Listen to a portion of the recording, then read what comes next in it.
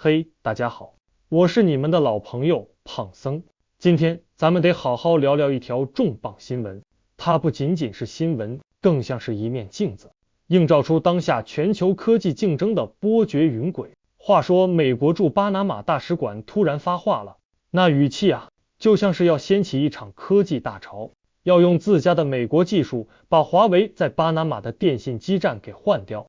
而且未来2年内就要完成7座新基站的安装，这可不是小打小闹，这笔投入可是足足800万美元，全由美国政府买单。你们品品，这味儿是不是有点浓了？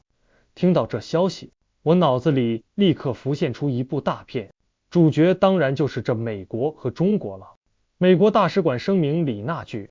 美国正在努力对抗中国在我们美洲地区的恶意影响，以让美洲大陆更加强大和安全，真是掷地有声，仿佛华为的设备在那里就成了某种潜在的潘多拉魔盒，随时可能放出不为人知的恶意。我总觉得这背后藏着的是一场无声的博弈，不只是技术高低之争，更是信任与地缘政治的拉锯战。华为这些年就像一个被反复点名的优等生，不管他怎么努力澄清，怎么反驳所谓的国家安全风险，在某些人眼里，他似乎就自带了一种原罪。这种刻板印象和预设的立场，真是让人无奈又深思。想想看，巴拿马这个地方地理位置何等重要，是连接大西洋和太平洋的咽喉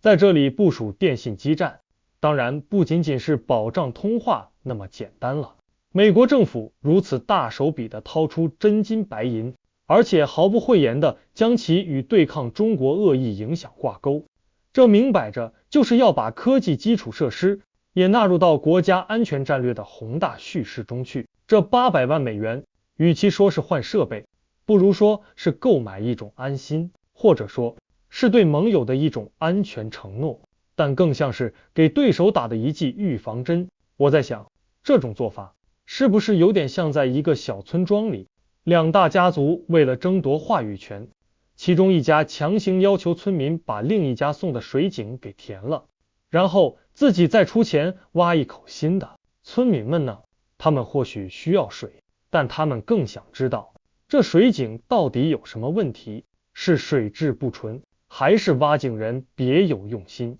华为一直强调自己的设备是安全的，经得起检验的，但美国这边似乎并不在乎具体的技术细节，而是直接上升到了国家安全层面。这种不给出具体制造商信息，只笼统的说值得信赖的美国技术的做法，是不是也挺值得我们琢磨的？它是不是在暗示信任的标准已经超越了技术本身，而更多的与国别、地缘政治立场紧密挂钩了？这不禁让我想起了之前的清洁网络倡议，它就像是一张无形的大网，试图在全球范围内将某些国家的科技产品排除在外。这场由美国主导的科技去风险化运动，说白了，就是在重塑全球的供应链和数字生态。但这种去风险真的能带来绝对的安全吗？或者说，它会不会带来新的风险，比如技术垄断，比如市场选择的受限，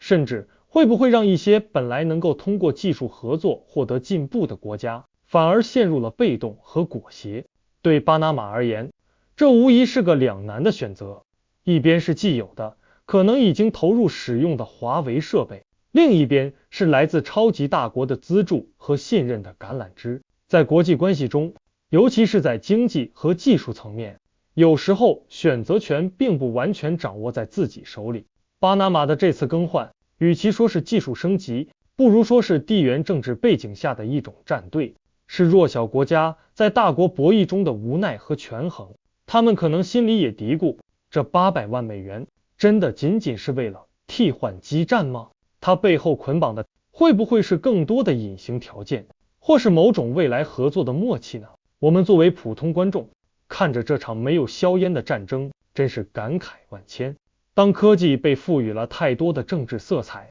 当产品的来源比产品本身的质量和技术更重要时，市场的公平性和开放性又将何去何从？我一直觉得科技的进步是为了造福全人类，而不是成为国家间相互遏制、施压的工具。希望未来我们能看到更多基于技术本身、基于公平竞争的市场环境，而不是这种充满着你方唱罢我登场意味的科技博弈。毕竟最终受影响的还是全球的消费者和整个行业的创新活力呀。今天这个话题我就暂时说这么多，如果您有不同的看法或者建议，记得留言告诉我。欢迎订阅我的频道，我是胖僧，谢谢大家。